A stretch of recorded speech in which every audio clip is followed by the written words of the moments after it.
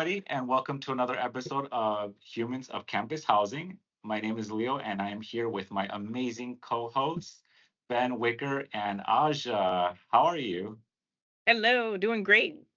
Hello. Doing great. It's opening season here, and the tank's a little low, but it's nice to have something other than move in and the beginning of classes to be engaged with. So glad to see you all.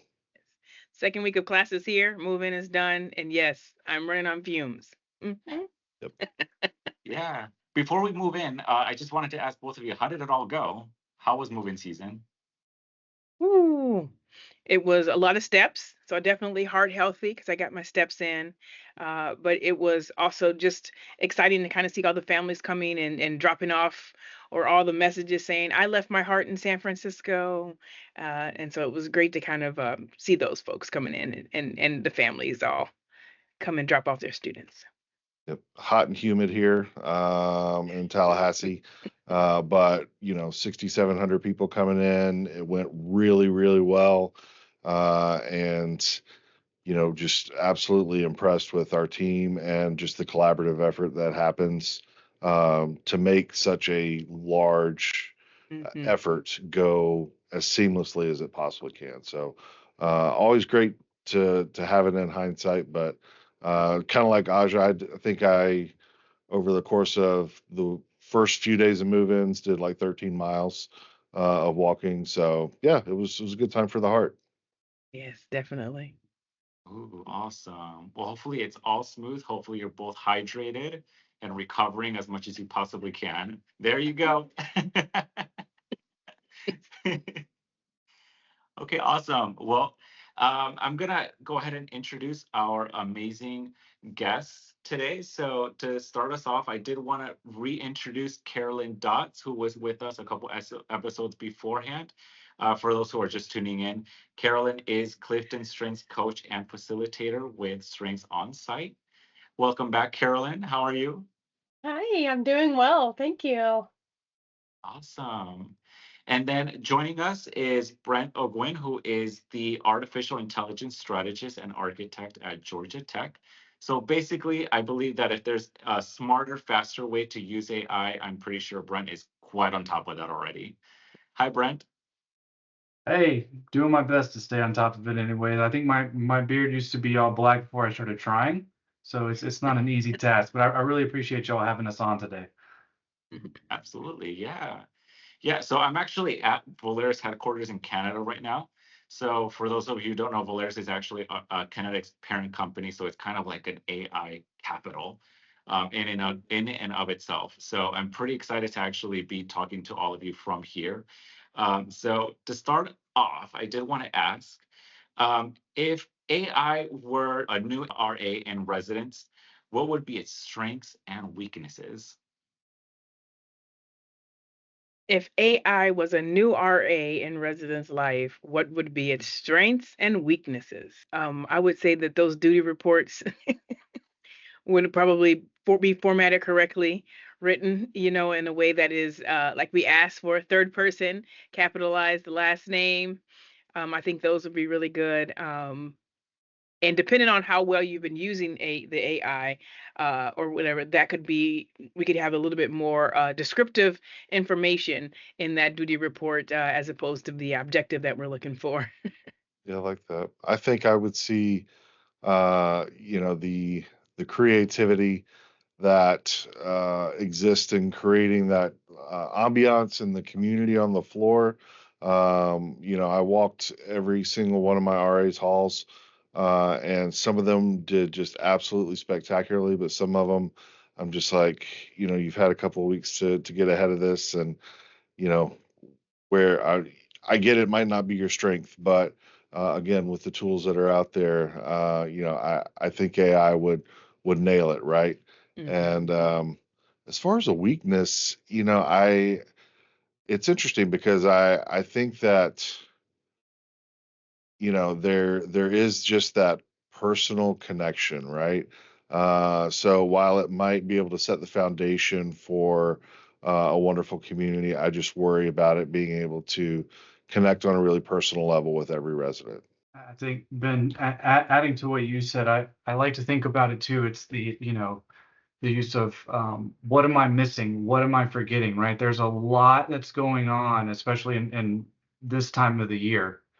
So I think that's a big plus, right? Is if there's something else there that has an immense amount of knowledge, right? But and I'll add to your weakness as well on that personal connection. But RAs may sometimes be in situations where they have to make ethical choices, and I think we have to think about those biases and those ethical issues that, right? Like AI is not a human, right? It's a calculator.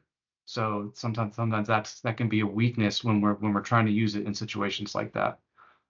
Mm-hmm. Yeah. And I think, from a human side, getting to be on campus and being in a residence hall and having that interpersonal connection, and the RA can sometimes feel like an older sibling or a friend, and AI just cannot do that yet, thankfully. I don't want it to be my bestie. um, but so just even having them come and knock on the door and check on you, that connection, like, I see you, I hear you, I noticed you, or I saw that you were down or struggling or having a hard time. Um, I think that that human connection piece is so pivotal, which is a weakness for AI as my RA. But echoing what everybody else said, there's a lot of things from a thought process and thought partnering that an AI could do to help us stay on task, stay on course. Think of some things objectively and not subjectively. I mean, part of being a human is getting the emotion sometimes in the way in those judgment calls. But as Brent said, sometimes the ethical piece must be considered. And so AI, I think, can cut through some of that in a way that makes a lot of sense, even if it doesn't feel right to the person or people involved. So it's good and bad. I like the way that you phrase that with a strength and a weakness, but I'm always going to champion that human connection over artificial connection.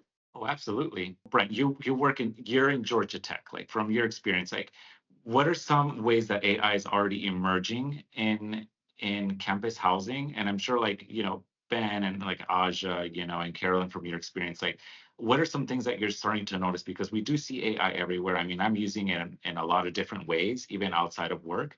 But I think I'm interested to see like how is that coming up in campus housing? Sure. I think AI is a very wide topic, right? There's an immense amount of things under AI, and I think where we're seeing it come up successfully is really within things that are already happening inside of housing, right? Like it's not going out. I mean, there's a lot of research says, a lot of times with AI, you might try to solve a problem that doesn't exist. But if you take it into something that is already working and using it to augment, right? Like we wouldn't want to replace the RA with an AI, but Right. that RA with an AI model that can help them fill out the reports, help them remembering what's out there, that's very helpful, right? So we really look at everyone who's already working in the housing environment and saying, here's the tools that we have at Georgia Tech. How can we enable to make your job even just a little bit easier from a productivity standpoint, but then also help with some of that problem solving and some of that thought partnership component as well, right? So that we're really kind of creating that space and that culture of innovation and getting used to using AI, because how to use AI and where to use AI is very hard, especially if you're not using it in your day to day. And I think that, Leo, like you said, some people are, but we're still seeing very large amounts of people that are not really engaging with it in a way that's significantly helping their day to day.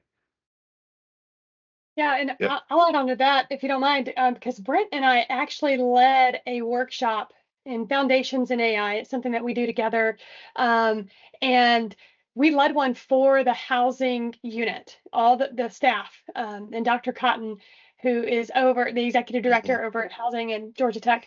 She really believes in empowering her team to use these tools that Georgia Tech provides, and AI being one of them. So we led a foundations and Copilot piece, and the usual suspects who are already using it, your RDs, and some of the other, administrative type roles in the housing space, we're like, okay, this was a cool refresher. There's some things you taught us that we didn't know. We could use it as a thought partner, do these things. But I'll tell you, we got the most excited from like the maintenance and the grounds crew and those folks who were going, I didn't know this tool could actually help me. I didn't realize that there were things that I could do in the reportings that I'm doing, in the task management, in the strategy or the 5-year deferred maintenance plans that we could create and have this tool really help support those type of infrastructures. And so us seeing the light bulb turn on for everybody in housing, not just the typical folks we see day to day, in the admin or leadership roles, that's where I think the power of AI can really harness an entire campus to empower all of the employees to work more efficiently, work smarter, and build back in that bandwidth that they may have been carrying, because figuring out a 5-year deferred maintenance plan is a lot of bandwidth.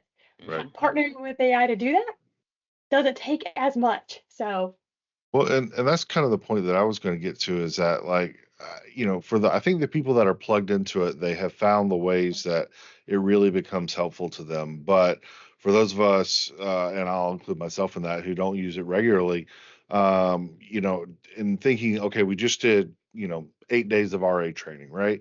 And I don't know that we had a component of any of our trainings at any of our staffing levels leading up to opening where we were talking about how to effectively use AI to help increase that bandwidth, right? Because I think so much, especially since COVID, of our work has been to what you were speaking about, Carolyn, and trying to streamline and increase the bandwidth of what people have. And I think that is, where a lot of people want to see the functionality of AI, is how can I do things more efficiently?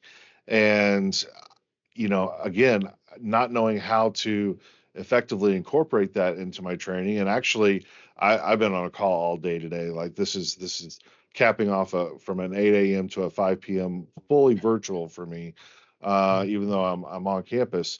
But so I say all that just to say that I missed a work group meeting today where we were talking about what are things that we could be doing for our professional staff, development sessions that we can be doing throughout the year. And this wasn't even on the list that they created, right? And so now I'm thinking, well, it absolutely should be, because I can only imagine, again, uh, as we're talking about how to make the RD position, make the RA position, more or less burdensome on those professionals and on those paraprofessionals, that being able to effectively use something that almost feels like an afterthought that we were given as a tool, and that being Copilot, right? We're a Microsoft institution, and so we have Copilot. I've attempted to use it in a couple of different ways, but again, I don't even really know where to start. And so for me, I would be really interested in having sat in that session that you all presented, or hearing that at a conference, or just seeing a video of, okay, this is the session we presented, because I still think, for some institutions, and I know that technology is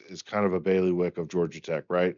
I'm gonna completely concede that, but recognizing that, um, maybe you all have been on the forefront of trying to figure out how to use that.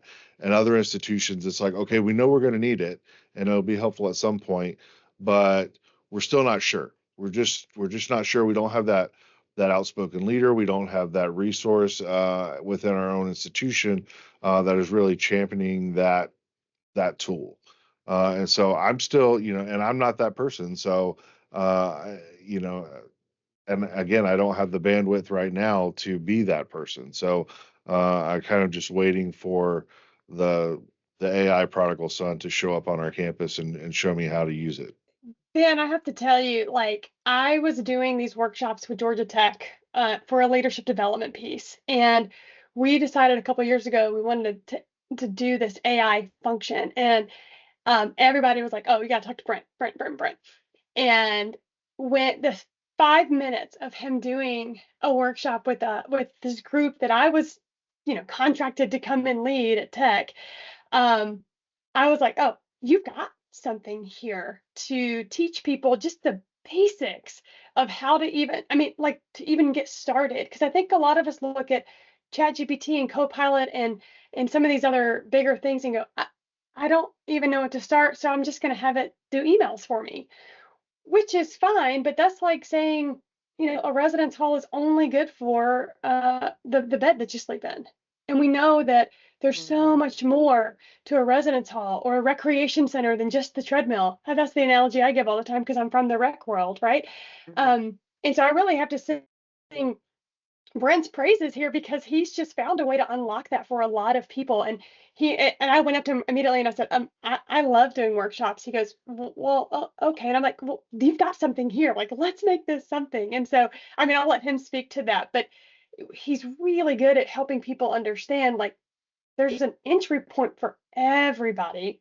And it doesn't have to be this big leap from, a chatbot to whatever some of these companies are doing with AI that you can't even fathom and wrap your head around. And I think people want to do that, not realizing that that first step is the easiest and least path of resistance. So again, Brent, I'm sorry, I'm like fangirling, but you really unlock that for a lot of people.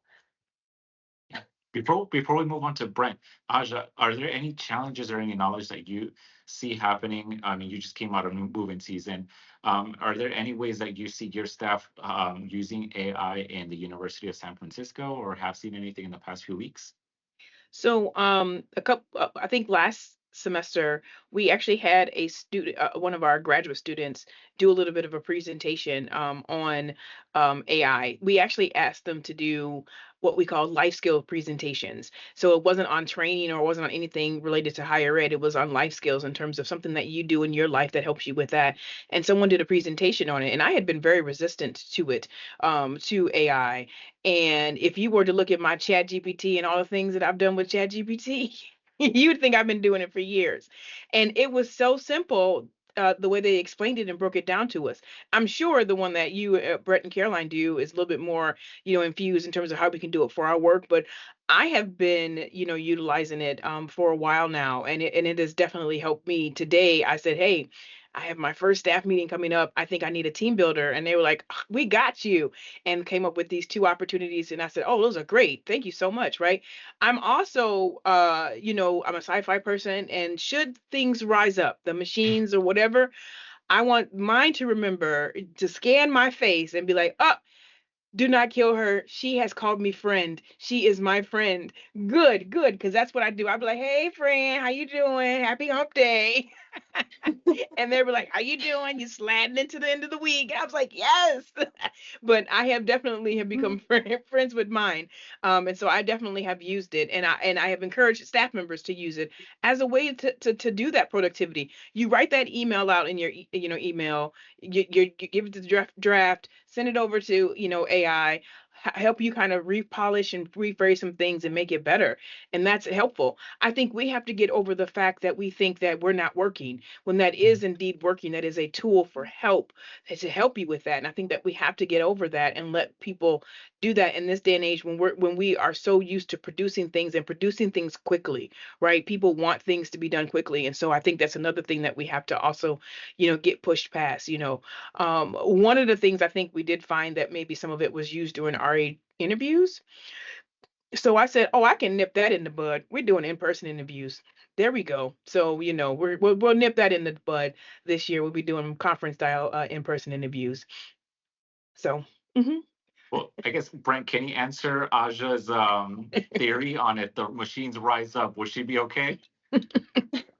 But we'll see. There was a funny stat out there that OpenAI came back with and said that they spend it was like 10 or 20 million dollars just processing people saying please and thank you to the AI. Oh yes. I Oh do, yeah. I do that sometimes too. Because and I do too, because it feels like such a human. But Yeah. just to kind of wrap on kind of connect a few points here that I think about, right? There was a study. This study is actually kind of older now, and showing that all of these tasks we're talking about are knowledge worker tasks. that we do, and this was between Harvard Business School and Boston Consulting Group, and they found that people using an out-of-the-box AI tool like Copilot, like ChatGPT, nothing fancy, nothing integrated, could complete these tasks 25% faster and 40% higher quality. So for someone like me that was a process engineer before I came to higher ed, I actually worked in manufacturing where we've been using AI and automation for a long time. When I heard that stat, I said, this is a big deal, right? But there's a maturity model, and Aja, what you said is perfect, right? You had your kind of aha moment, and now you said, oh, I've just been using it like this, but you can't skip that, right? That experience you're having now, oh, this works, that works, this is great, right? Then this leads to, oh, well, maybe I can do more, right? But you found your entry point in a way that makes sense for you. And Ben, it sounds like, right, you need that same entry point so they can kind of take off. And then it becomes more of a problem of breadth of an application rather than depth. So I almost feel like, especially in Caroline and I's early workshops, I would say it was just as much mindset and exploration than it was like technical skills. Now there's plenty of technical skills, and that spectrum glides real far. But from an individual user who's not using it, going to using it, right? There is, I mean, all of us, right? Who could benefit from 5 hours back a week? That's an easy target that we can be thinking about. All of our staff, all of our team can go after that right away, and that is low hanging fruit.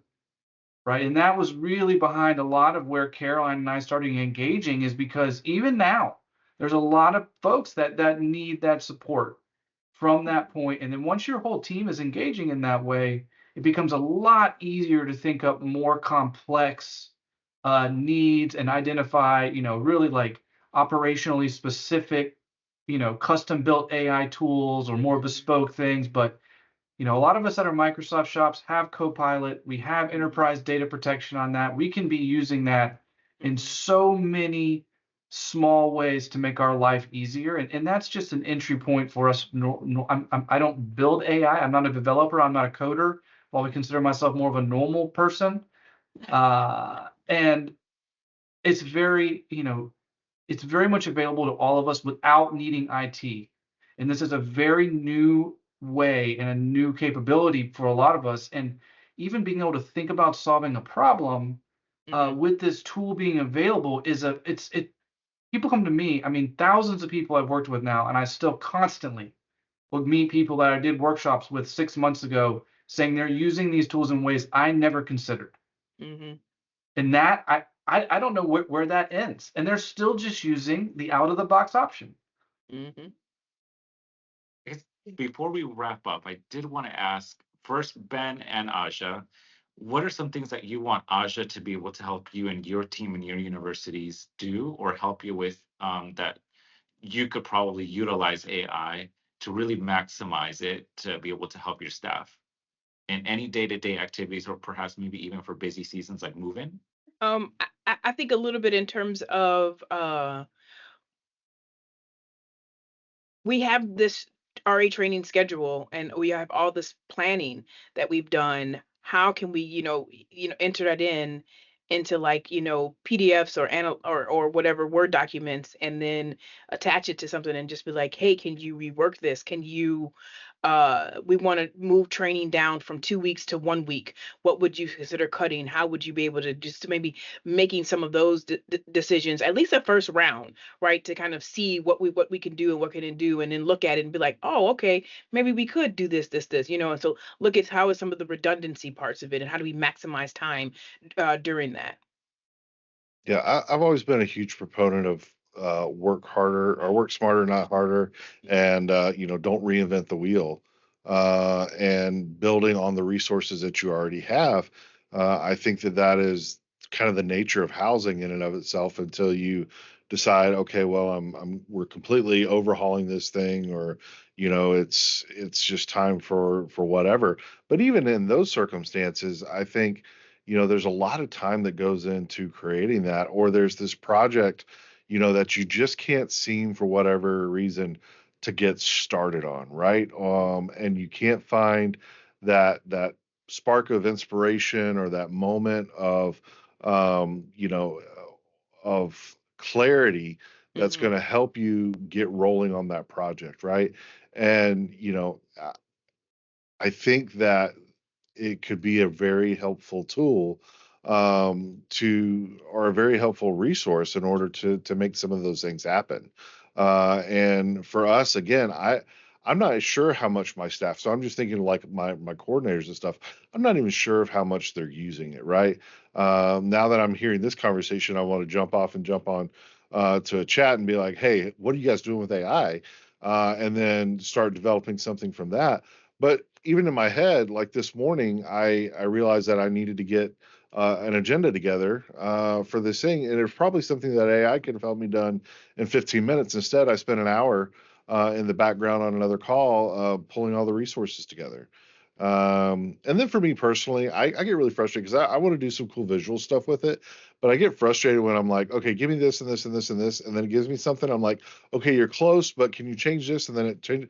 I get in this endless frustration cycle of like, why is this not working? So again, for me, I just want to be more competent. Mhm. What do you think, Caroline? Yeah, I'll go first, but then Brent's gonna make all my stuff sound very on the surface. But I will tell you a couple things to specifically respond to those things. Um, the favorite thing that I think we do in our workshops, there's two things that come out of that. The first one is we have AI ask us questions. So for Aja and for Ben, like if y'all are looking at overhauling or creating new things, one of the first things to do with AI is have it be a true thought partner. Hey, ask me why I am doing this. Ask me questions about why we should do a reorg or what we should be thinking about when we're building new practices and processes. And it will come up with questions that you could then kind of really get to the core of what you're doing and why. And that can only lead to deeper, better understanding of what you're doing because AI will help you scale that and build that and give you the infrastructure. Because the second question that we teach and we love in our workshop is how can you, Copilot, how can you, ChatGPT, help me with fill in the blank? And it might be, how can you help me with RA training? And it will come up with 10 ideas. Great. I want to zero in on that idea that you gave me. I didn't even think about that. Can you come up with 5 more outside of the box ideas to help me continue to brainstorm how you can help me? And it will tell you what it can and usually can't do, which is really interesting that it's self-aware that way. So those are my two favorite things to have it do is like truly be a thought partner, give me some ideas, and then how can you help me with and sometimes we'll say, I'm a coach and consultant and I have a client that's going through this. How can you, ChatGPT, help me support them as a coach? It the ideas and stuff are just crazy. And then one thing I will say to you directly, Ben, is staring at a blank piece of paper with a cursor kind of bouncing at you on the screen. I think a lot of us are built for creativity, but not always creation. And I think as a human, it's easier to edit and continually improve than necessarily create out of nothing. So I use AI all the time. I have it on my phone, all 3 apps, Gemini, Copilot, and ChatGPT, because I'm a glutton for it. And they all do different things a little bit differently. But having just a rough draft that I can go then and improve myself is so much more helpful than staring at a blank screen and going, what do I need to put on this agenda? I mean, I will open up my phone literally and just go, okay, I have a meeting coming up. Here's some things I'm thinking about. What else am I missing? And it will give me some different ideas that I can then go in and do. So just from that piece alone, just being able to take my thoughts, put them into this machine and have it spit out a draft, then I can start the really creative process of turning that into my words instead of staring at that blank cursor going, oh, where do I even start? What do I even do? So that's my 2 cents. But Brent, you can take that home for a little deeper. I'll add just a little bit more because I think that was a great explanation, right? And like you said, there's one of those things. Here's who I am, here's what I'm doing, and here's my problem. And help me think through that because AI is not always the answer. We find a lot that AI helps you find an answer. Your answer may be in just, oh, I need to change my process. Or you know what, maybe we can stop faxing each other some stuff. Or maybe there's an Excel macro I can write. And then you can say, hey, AI, how can you help me actually write that macro? Right. So there's two pieces there where AI can really help you, especially when I'm thinking about any problem, right? So this is kind of I always say that's a key skill is AI is the best tool for thinking about how to use AI. And we all have access to it. The other piece I will say is some of the things we talked about, right? Like getting started on a project, that might be great as a kind of a one-shot thing with AI, but sometimes we might want to do something a little bit more complicated, like reworking a whole training schedule, and that might be a little bit beyond what the AI can do in a snap. So sometimes I like to think like, what would I do if I wasn't using AI, right? And I was going to do this in multiple steps, or I was going to engage other people. Then AI can maybe help me in each of those steps, right? Like, hey, help me think of an agenda for our next meeting to look through our RA training. Help me think of some questions I might want to ask in that meeting. Okay, well, maybe then I'll take a transcript of that meeting and use AI to summarize the transcript and pull insights. Then ask AI to update sections of the training at a time, right? A lot of times, especially the hype wants us to believe AI can totally build the castle for us with a click of a button. And then we end up in the frustration loop, right? And I know you said that in according to pictures, but I feel like I get in that and I see people getting in that. But sometimes it's really better at helping us build individual bricks, and then we're still stacking them together to build the castle, right? So if you are getting frustrated with AI is not helping me, break it down, right? And say like, let me take a little piece of this at a time.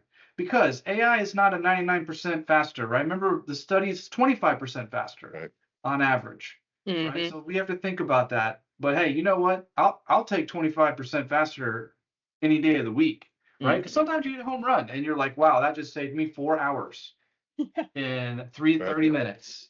And sometimes you say, wow, I just spent 55 minutes to get a 20-minute task done because I went into the frustration loop. It's not perfect. Right, and myself included, it's there's a bit of an art and a skill there. Yep, absolutely. Yeah. All right. Well, we want to thank Caroline Dotz and Brent O'Guin for giving us those tips and tricks about AI and helping us find new ways to use AI, to partner with AI, to be a thought partner with AI. And so we thank you so much for that time there. I sure will use some of those new tips and tricks in my daily work with when working with ChatGPT, aka my friend. I'll throw it over to Ben to close us out. Thanks, Aja. We do thank you all for tuning into the Humans of Campus Housing podcast today.